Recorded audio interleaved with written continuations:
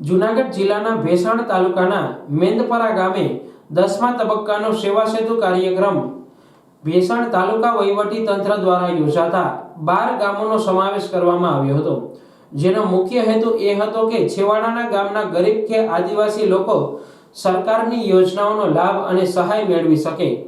તમામ પ્રશ્નોનો સ્થળ પર જ નિકાલ કરવામાં આવ્યા હતા, જેમાં મોટી સંખ્યામાં લોકોએ લાભ લીધો હતો, જેમાં વિવિધ ગામના અધિકારીઓ હાજર રહ્યા હતા।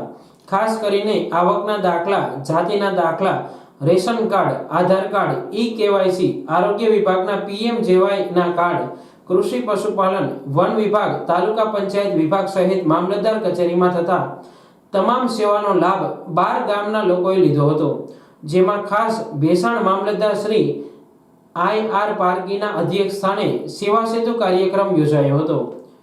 સેવા સેતુ કાર્યક્રમમાં એટીડીઓ ભાટુ સાહેબ, ભેસાણ પીએસઆઈ કાતરિયા સાહેબ, અમુક ગામોના સરપંચો, તલાટી કમ મંત્રીઓ, રેવન્યુ તલાટીઓ સહિત તાલુકા પંચાયતના પ્રમુખ ગાંડુભાઈ કથિરિયા સહિત મોટા પ્રમાણમાં પદાધિકારીઓ હાજર રહ્યા હતા। તમામ માટે ભોજનની વ્યવસ્થા મેંદપરા ગામના સરપંચ અમીનભાઈ સમાએ કરી હતી।